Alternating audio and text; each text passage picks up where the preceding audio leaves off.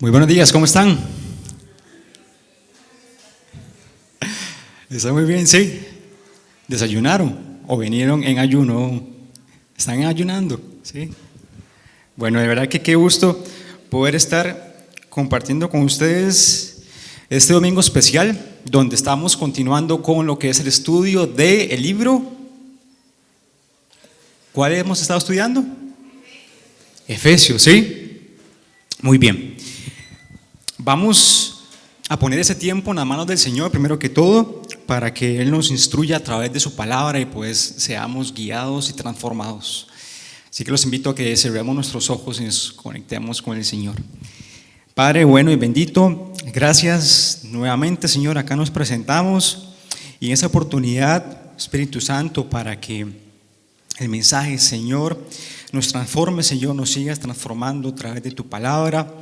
Que nuestro entendimiento aún sea más abierto, Señor, nuestros oídos espirituales, Padre, también nuestra vista, Padre. Aquí estamos, Espíritu Santo, para que sigas trabajando en nuestros corazones, en nuestras vidas, Señor, para que operes según tu perfecta y santa voluntad, Señor, en el nombre de Jesús, amén y amén. Los invito a que vayamos a Efesios. Vayamos a Efesios capítulo 3, por favor.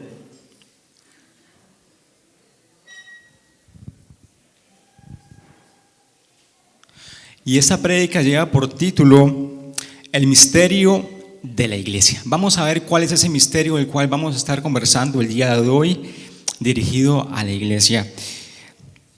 Me dicen amén, por favor, cuando ya están ahí en Efesios 3, capítulo 3, versículo 1. Leo para ustedes en Nueva Versión Internacional. Dice así: por esta razón, yo, Pablo, prisionero de Cristo Jesús, por el bien de ustedes los gentiles, me arrodillo en oración. Y vamos a ver por qué dice, por esta razón, yo, Pablo. Vamos por favor a Efesios capítulo 2, versículo 14. Para que entendamos qué es lo que nos está dando a entender Pablo en este punto, cuál es lo que viene antecedido de por este motivo o por esta razón, yo, Pablo, por él que hace esta introducción. Así que vamos a Efesios capítulo 2, por favor, versículo 14. ¿Me dicen cuando están listos por ahí? ¿Sí? Dice así: porque Cristo es nuestra paz. De los dos pueblos ha hecho uno solo, derribando mediante su sacrificio el muro de enemistad que nos separaba, pues anuló la ley con sus mandamientos y requisitos. Esto lo hizo para crear en sí mismo de los dos pueblos una nueva humanidad al hacer la paz, para reconciliar con Dios a ambos en un solo cuerpo mediante la cruz por la que dio muerte a la enemistad. Él vino y proclamó paz a ustedes que estaban lejos y también paz a los que estaban cerca, pues por medio de él tenemos acceso al Padre por un mismo espíritu.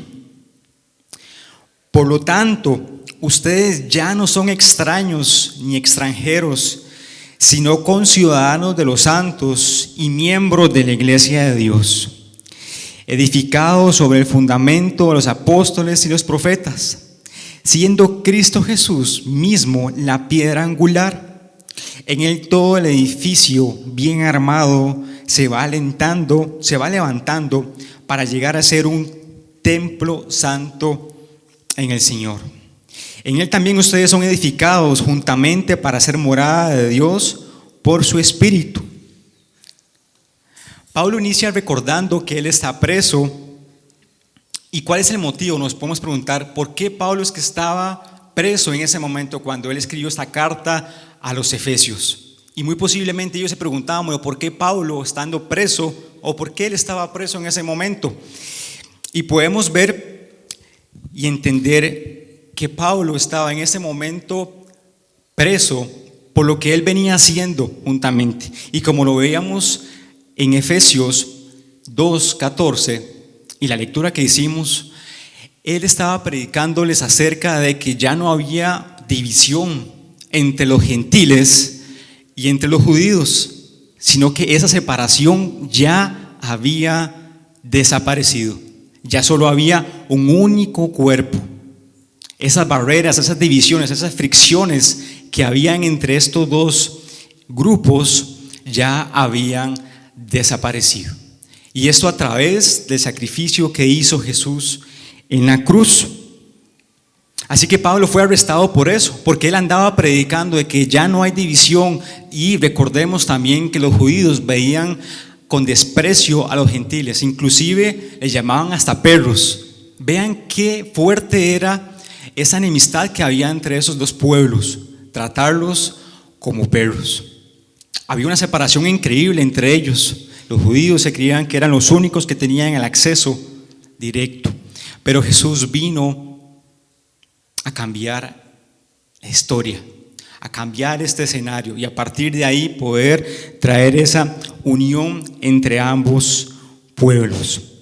Aunque Pablo él decía que él estaba prisionero de Cristo Jesús, podemos ver que tanto de Cristo Jesús como físicamente él estaba arrestado, él estaba prisionero en esos dos sentidos, tanto interno porque pertenecía a Cristo Jesús y físicamente porque estaba en una cárcel, ¿sí?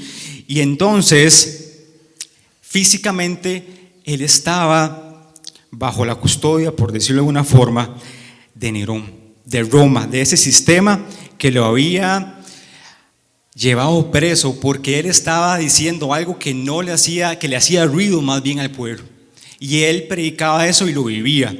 Y por ende fue llevado preso a la cárcel, valga la redundancia, ¿sí?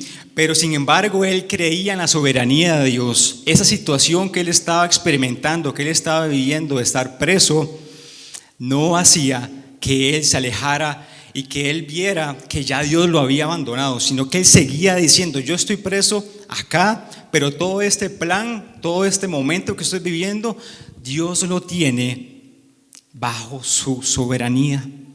Así que les pregunto, ¿ustedes se han olvidado de que Dios ya no se acuerda de su iglesia, ya no se acuerda de su situación puntual, de que Dios se ha alejado y que no tiene control de su vida? ¿Cuántas veces caemos en esas mentiras y creemos que Dios no tiene cuidado de cada uno de nosotros? Que nuestras situaciones, nuestros problemas, nuestras dificultades le son ajenas a Él, que estamos a la deriva. Pero vemos acá a Pablo que él, a pesar de la situación tan complicada de estar preso y todo lo que estaba viviendo, todas esas aflicciones, él seguía teniendo la mirada puesta en Jesús y seguía haciendo la obra que él le había encomendado para llevar este mensaje de unión, de unificación entre ambos pueblos. Recordemos también que Pablo era un líder de la ortodoxia judía, es decir, él andaba tras los gentiles. Vean qué interesante cómo Dios llegó y transformó la vida de Pablo, porque él antes andaba detrás de los judíos y no los quería y hacía todo lo posible para que ellos fueran eliminados, pero Cristo intervino en su vida y a partir de eso le dio un vuelco o un giro completo a la historia. Y después de eso él andaba más bien predicando acerca del amor, de la bondad, de la misericordia y de las riquezas que encontró en Cristo Jesús.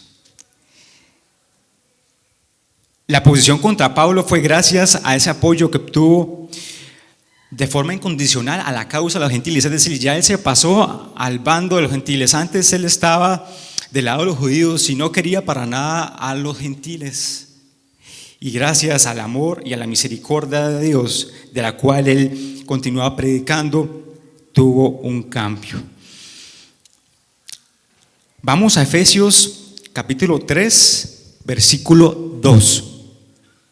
Dice que sin duda se han enterado del plan de la gracia de Dios que Él me encomendó para ustedes.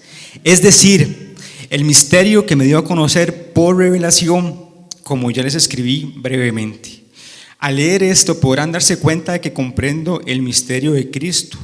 Ese misterio que en otras generaciones no se les dio a conocer a los seres humanos, ahora se les ha revelado por el Espíritu a los santos apóstoles y profetas de Dios. Es decir, que los gentiles son, junto con Israel, beneficiarios de la misma herencia, miembros de un mismo cuerpo y participantes igualmente de la promesa en Cristo Jesús mediante el Evangelio.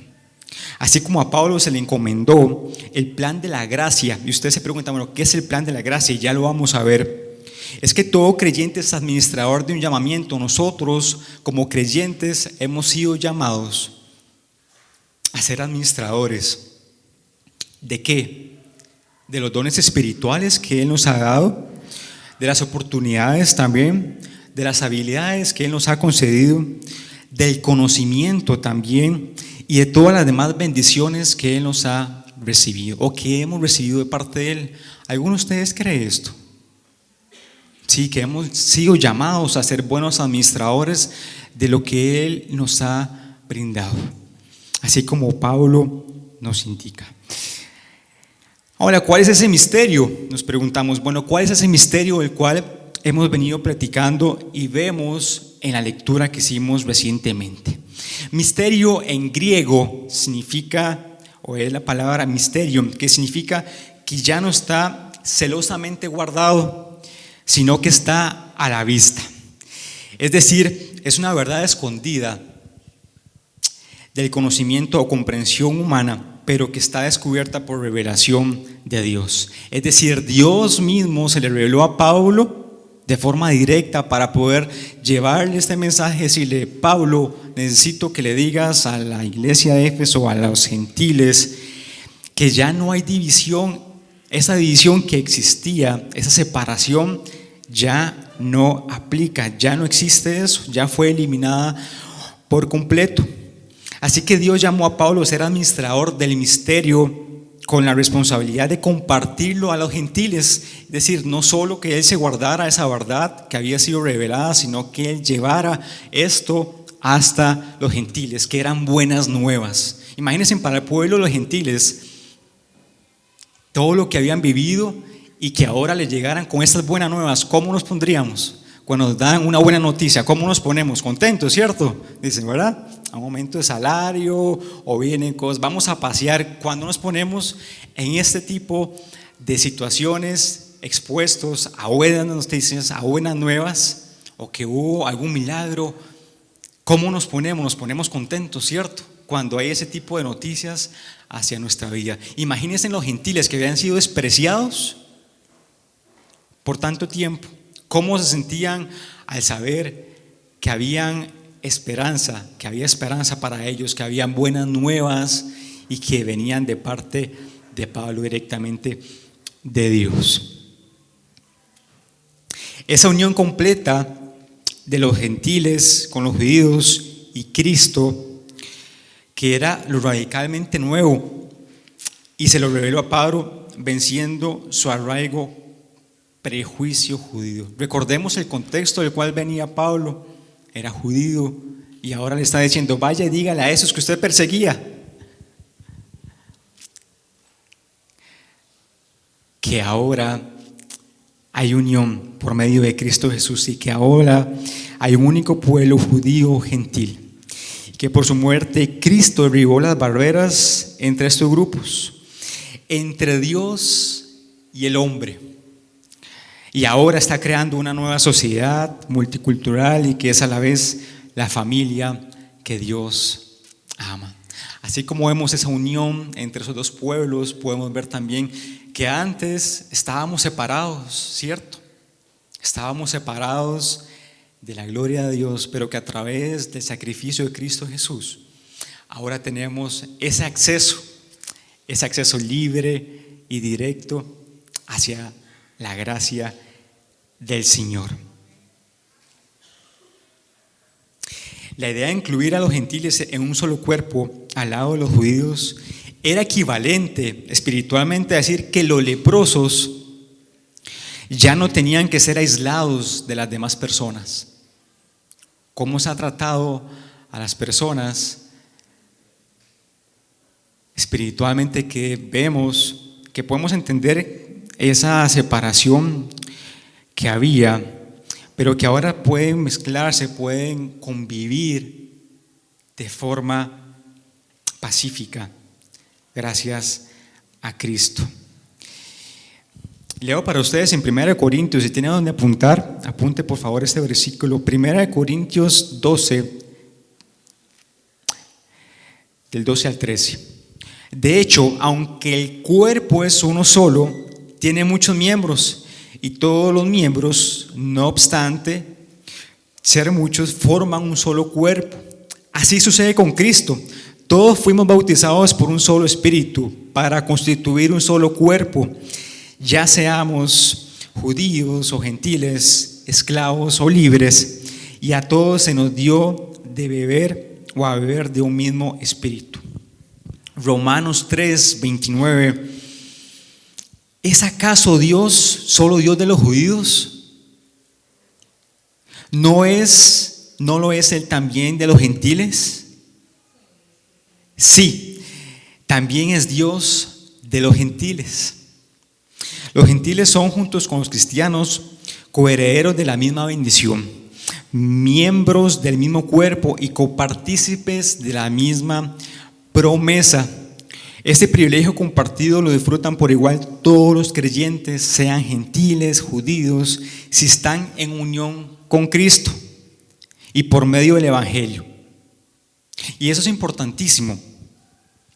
Ese privilegio que tenemos hoy en día, gracias al sacrificio de Jesús, demanda que estemos en unión con Cristo Jesús. No lo podemos hacer por nuestro propio esfuerzo. Es por la gracia que Él ha tenido en cada uno de nosotros que podemos tener ese acceso directo y libre a Cristo Jesús.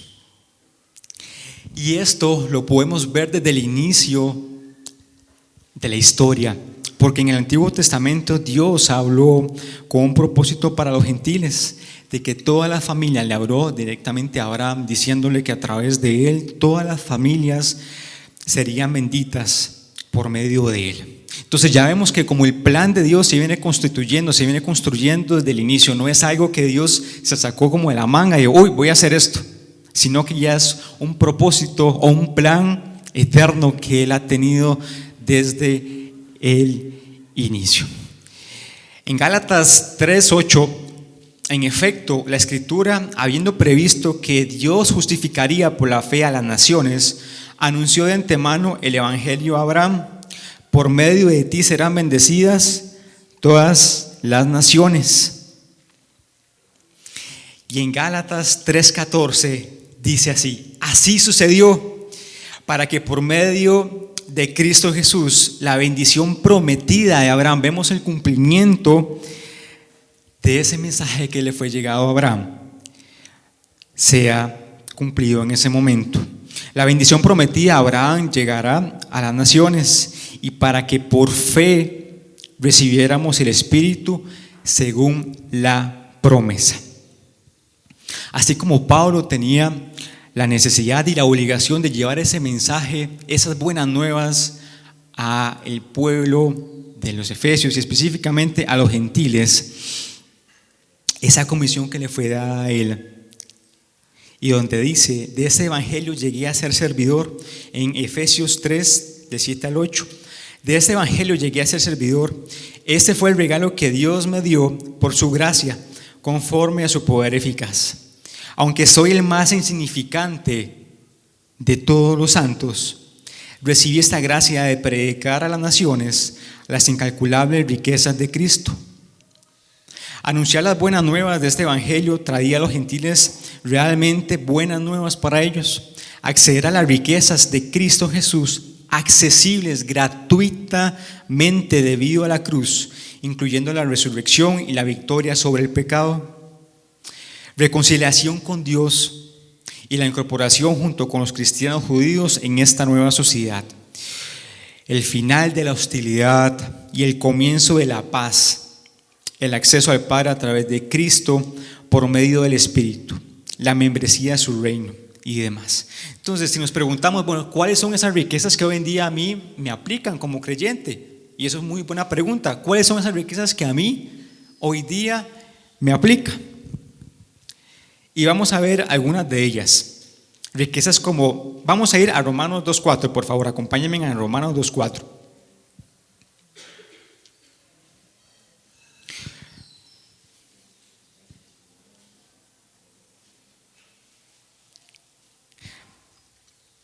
Y ahí vemos lo siguiente. ¿No ves que desprecia las riquezas de la bondad de Dios, de su tolerancia y de su paciencia, al no reconocer que su bondad quiere llevarte al arrepentimiento? ¿Qué vemos ahí como riquezas para nosotros hoy en día? Benignidad, paciencia y longanimidad, que se puede traducir como generosidad y una amplitud de ideas. Esas son algunas de las riquezas que hoy en día nos pueden o nos aplican más bien a través de ese sacrificio y esa unión que tenemos con Cristo Jesús. Riquezas de benignidad, paciencia y longanimidad. Pero también nos ha dado riquezas de sabiduría y de ciencia, y eso está en Romanos 11:33. Qué profundas son las riquezas de la sabiduría y del conocimiento de Dios, qué indescifrables son sus juicios e impenetrables sus caminos. Pero también otra riqueza que nos ha dado es de su misericordia y gran amor. ¿Quién cree esto? ¿Hay alguien por acá que crea que hemos sido recibidos, que hemos recibido de ese gran amor, ¿sí? De esa sabiduría, de esa misericordia para estar hoy en día acá? En Efesios 2:4, pero Dios, que es rico en misericordia por su gran amor para nosotros. Y vamos avanzando. Vayamos por favor a Efesios 3:10. Es más, vamos al 3:9, perdón. Donde dice así: y de hacer entender a todos la realización del plan de Dios. Y subrayen ahí, entender a todos la realización del plan de Dios. El misterio que desde los tiempos eternos se mantuvo oculto en Dios, creador de todas las cosas. El fin de esto es que la sabiduría de Dios en toda su diversidad se dé a conocer ahora por medio de la iglesia. A los poderes y autoridades en las regiones celestiales, conforme a su eterno propósito realizado en Cristo Jesús, nuestro Señor. El resultado que se espera de la predicación de esas inescrutables riquezas que tenemos en Cristo Jesús es el misterio sobre el nacimiento y el crecimiento de la iglesia. Esa conversión y que pasemos a ser miembros de una familia, de la familia de Dios. Es decir, Él nos está dando una identidad como miembros del cuerpo de Cristo Jesús, como sus hijos. La hermandad multicolorida de la iglesia es un reflejo de la muy colorida sabiduría de Dios, y a medida que el evangelio se extiende por el mundo, esta nueva y variada comunidad cristiana se va desarrollando, y lo podemos ver hoy en día. Además, usted puede ver alrededor y la diversidad de cada uno de nosotros. Color de cabello diferente, algunos cabello largo, corto, algunos un poquito más altos, otros más altos. Es una diversidad increíble y todos somos miembros de un solo cuerpo. Ya no hay división.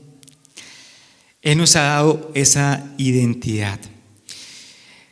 Porque en Cristo y por medio de la fe en Él, sean judíos o gentiles, tenemos seguridad y un acceso con confianza. Dice así en Efesios 3:12: en Él, mediante la fe, disfrutamos de libertad y confianza para acercarnos a Dios. Acercarse libremente y confiadamente es un privilegio básico de todos los que estamos en Cristo.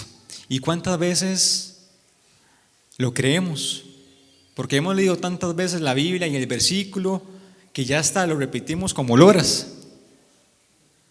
pero no lo interiorizamos y no vivimos de acuerdo a esta verdad que nos está dando, que podemos llegar libre y confiadamente para acercarnos a Dios.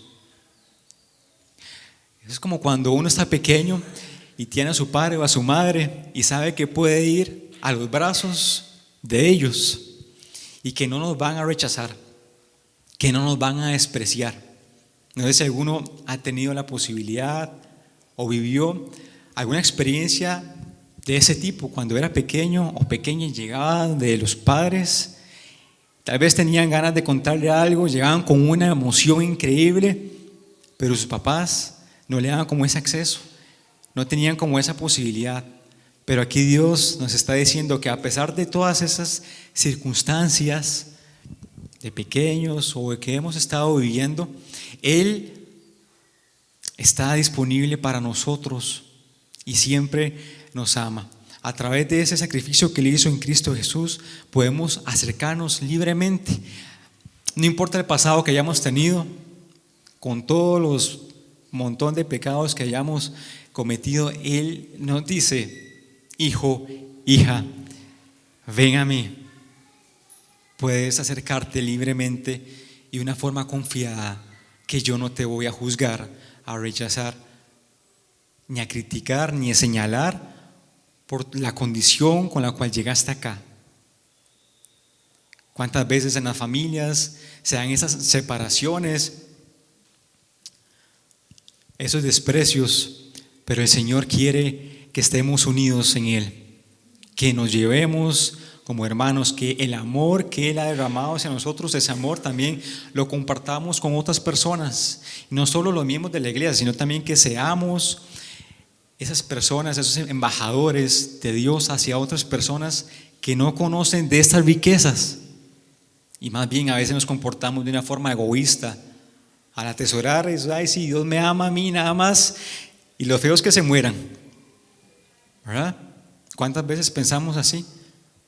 Pero el Señor nos está llamando hoy en día a que cambiemos esa disposición, esa actitud, y más bien tengamos ese amor que el Señor ha tenido para nosotros, para poder compartirlo con otras personas que, así como nosotros antes de venir acá necesitábamos, estábamos sedientos, ahora como cantábamos, ese rocío de Dios hacia nuestras vidas, hacia esos corazones que están sedientos, necesitados del amor y de la gracia del Señor. Y vayamos a Filipenses 1, versículo 12, por favor.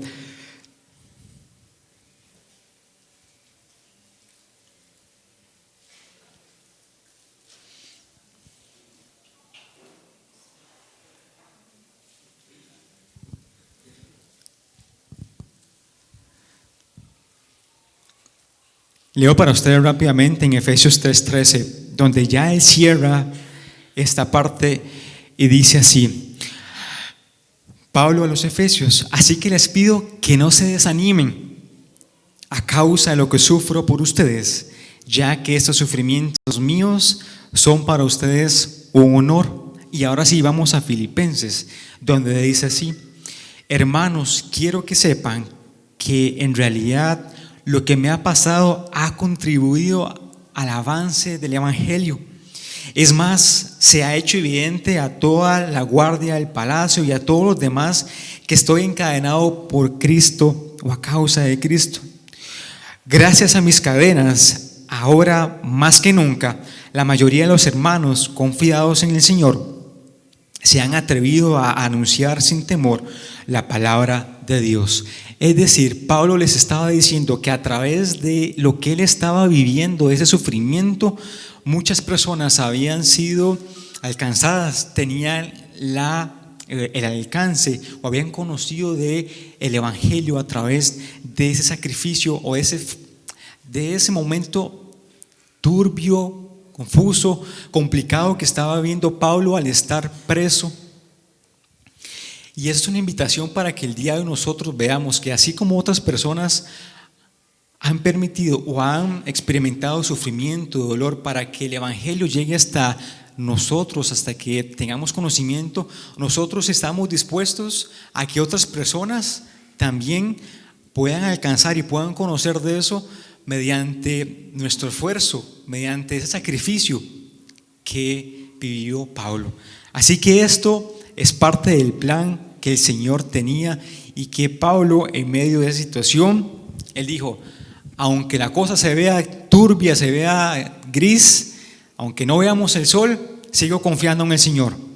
¿Alguien cree eso también por acá? Que aunque no veamos el sol de forma pronta, pero creemos en la soberanía de Dios sobre nuestras vidas. ¿Sí? ¿Sí? Que Él tiene control sobre nuestras vidas. Y ya para ir finalizando, 3 conclusiones. La primera de ellas es que no puede darse unidad práctica, vívida en la iglesia hasta que nosotros realmente seamos intencionales y también veamos que Cristo Jesús es nuestro Señor y Salvador, único y común para todos. Único y común para todos. No hay otro Salvador sino solo Cristo Jesús, y a través de Él es que nosotros tenemos acceso a la gracia. Así que hasta que nosotros podamos entender de una forma práctica, vívida, esa unidad que tenemos en Cristo, no vamos a poder concretar ese plan que el Señor tiene. Entonces, conclusión número 1, no puede darse la unidad práctica en la iglesia, que es lo que Dios quiere, esa unidad, esa armonía que hayan entre nosotros, a pesar de las diferencias que existan, pero que el amor sea lo que reine entre nosotros, en los diferentes ministerios, en las diferentes tareas que hacemos acá en la iglesia y con las personas también que no están en la iglesia, que ese amor también nosotros lo podamos llevar y que podamos vivir de una forma práctica, que podamos llevar las buenas nuevas. Dichas buenas nuevas, conclusión número 2, las buenas nuevas de las riquezas ilimitadas de Cristo son que Él murió y resucitó para salvar a los pecadores, crear una nueva humanidad, redimirnos del pecado, adoptarnos en la familia de Dios y reconciliarnos con Dios, sino también unos con otros. Vean qué profundo que es esto. Esas buenas nuevas de las cuales hablamos anteriormente y de las riquezas ilimitadas de Cristo son que Él murió y resucitó para salvarnos de esa condición de pecado a la cual estábamos, crear una nueva humanidad, redimirnos del pecado y adoptarnos como miembros de la familia de Dios. Y también, por supuesto, reconciliar nuestra relación que estaba quebrada desde el Edén. Esa reconciliación con Dios, nosotros muchas veces escuchamos y nos saturamos, ¿verdad? Y olvidamos estas buenas nuevas para nosotros y dejamos eso que nos apasionaba, eso que encendía esa llama cuando estábamos iniciando nuestra relación con el Señor. Y hoy en día es importante que recordemos todo eso, todas esas bondades, esas riquezas que el Señor ha traído para con nosotros, y que veamos de una forma intencional de ese amor y que de forma práctica lo llevemos hacia otras personas, así como nosotros estuvimos necesitados de esa buena nueva para que nuestra vida tuviera un cambio. Hoy en día el Señor nos está llamando a que, iglesia, despierta. Es necesario que retomen y que a través de nosotros esas buenas nuevas puedan ser extendidas a otros. Y vean qué privilegio es que seamos parte y que el Señor nos utilice como un instrumento, nos use como un instrumento para poder llegar a otras personas y poder compartir de ese amor para con otras. Y punto número 3, hoy en día tenemos que compartir las buenas nuevas con todas las personas para ser fieles y aportar a ese propósito del Señor en la extensión del Evangelio, que no se quede solo acá en esta iglesia, en el metro cuadrado de cada uno, sino que sea extendido hacia otras personas, que sea una extensión profunda, amplia del amor y de esas buenas nuevas, ya que este es el medio que Dios ha ordenado para atraer a los que están lejos, así como alguien un día nos habló del Señor. ¿Se recuerdan? ¿Cómo fue ese día? ¿Cuándo fue ese momento en el que el Señor intervino y a través de una persona nos pudo rescatar? ¿Cuántos dan gloria a ese momento? ¿Qué sería de nosotros si no hubiera ocurrido eso en nuestras vidas? Pregúntese, ¿a dónde estaría? ¿Qué sería de ustedes o de nosotros más bien si el Señor no hubiera interrumpido nuestras vidas?